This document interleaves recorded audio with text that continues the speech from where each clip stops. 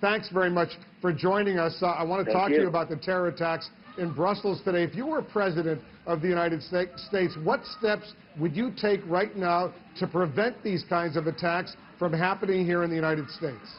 Well, I'd immediately strengthen our borders, as I've been talking about for a long period of time, and I would be very, very strong on visas, and I'd be very, very probably end a lot of them, and I'd be very strong, and especially coming from certain parts of the world, which, as you know, I've spoken about, and I've been criticized in some circles for, and I've been praised in other circles for. But this is a problem. Radical Islamic terrorism is a major problem, and we have a president that won't even mention the term, won't mention the words, and he's making a terrible mistake. This is radical Islamic terrorism. Would you continue to support at least a temporary ban on all Muslims coming into the United States? Well, you have no choice, and you're going to make certain exceptions, and you're going to make exceptions on heads of state and certain people, and I'm not saying you don't do that, but we have a real problem, and people don't have any idea what's going on. We have a government that's impotent. We have a government that doesn't get it.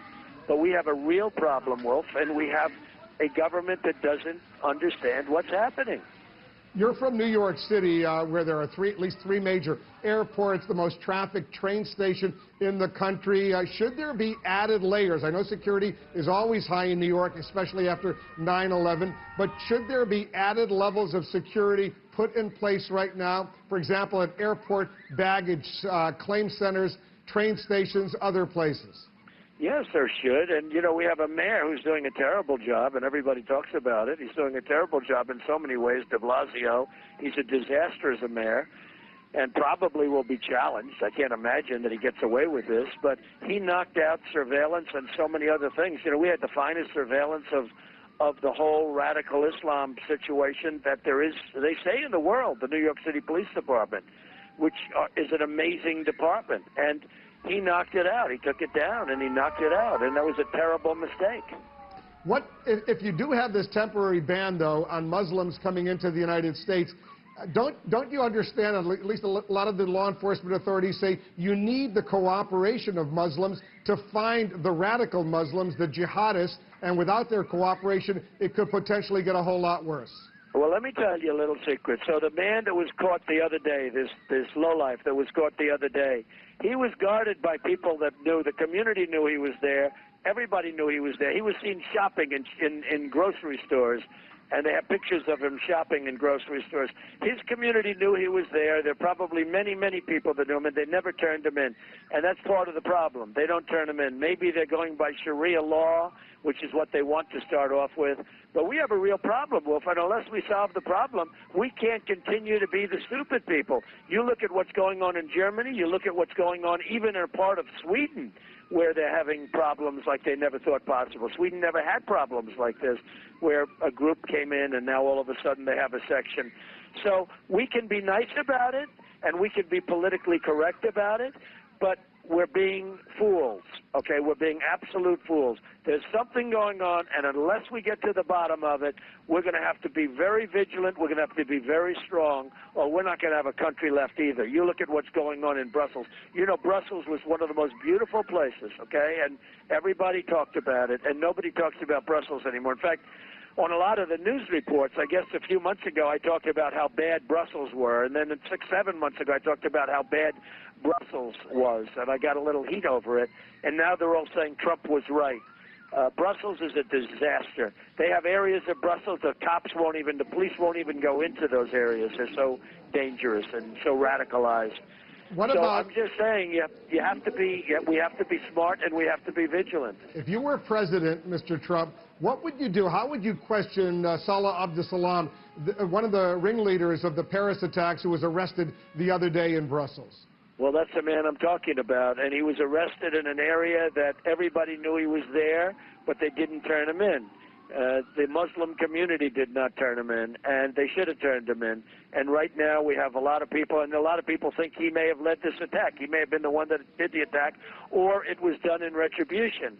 And what I would do is look, I think we have to change our law on you know, the waterboarding thing, where they could chop off heads and they can drown people in cages and heavy steel cages, and we can't waterboard.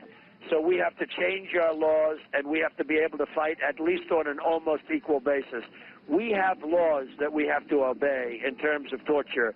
They have no laws whatsoever that they have to obey. So would you start torturing him right away, or would you see if he would cooperate and share information? Because Belgian authorities, Belgian police say he has been talking.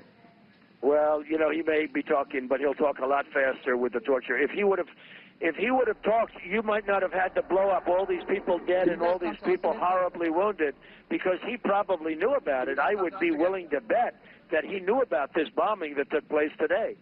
So we have to be smart. I mean, it's hard to believe. We can't waterboard, which is look, nothing's nice about it, but it's your minimal form of torture. We can't waterboard, and they can chop off heads.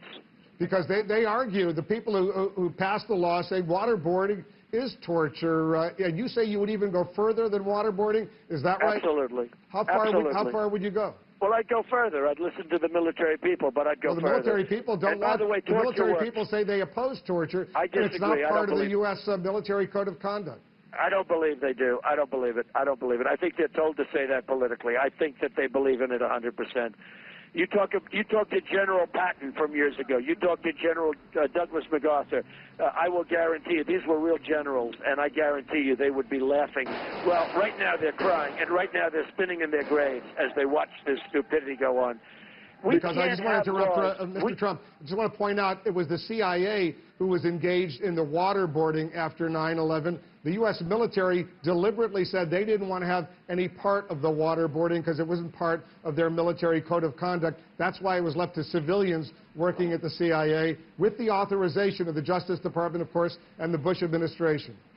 Well, with the authorization, it is probably a political decision, not a real decision. It wasn't probably, in my opinion, it wasn't a military decision. It was a political decision, and it continues to be a political decision. And the problem that we have, Wolf, it's a very big problem. We're fighting by different sets of rules. They're fighting with no rules, no regulations, no anything. They can blow people up in shopping centers. They can have bombs that are so vicious with the nails and the glass and all of the things come spewing out, blinding and destroying people and killing people, and yet we have rules and regulations. We can't waterboard because it's a little bit on the tough side. Well, they say we have to get smart. They point out that it's a violation of international law to engage in torture, and the U.S. has signed on to these various international treaties banning torture.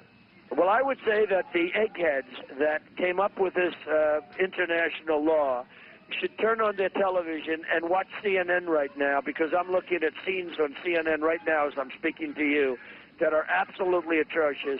And I would be willing to bet, when I'm seeing all the bodies laying all over the floor, including young, beautiful children laying dead on the floor, I would say if they watch that, maybe, just maybe, they'll approve waterboarding and other things.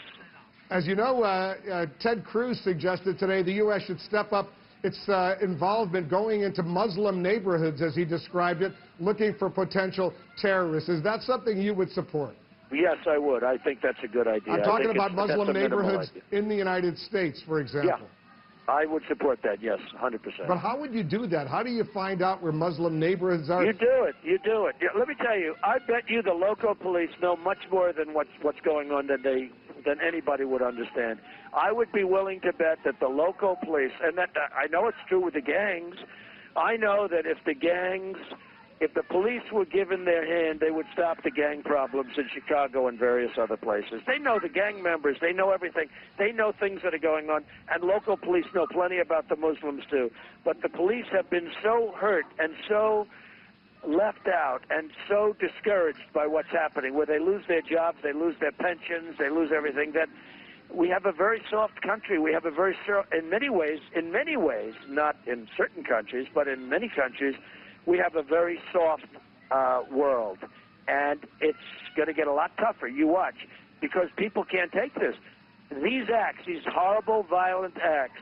Now, the man that was caught, who I'm sure knew about this, and I'm sure if they were strong and strong like I mean strong, I'm sure he would have given them up before this act happened. He knew about this act.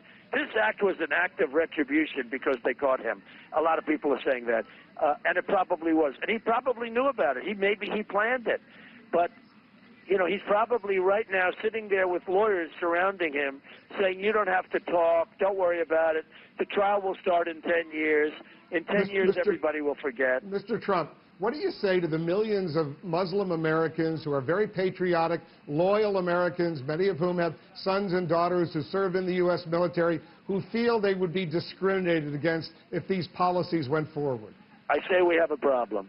We have a radical Islamic terrorism problem. That's what I say. I have to say that.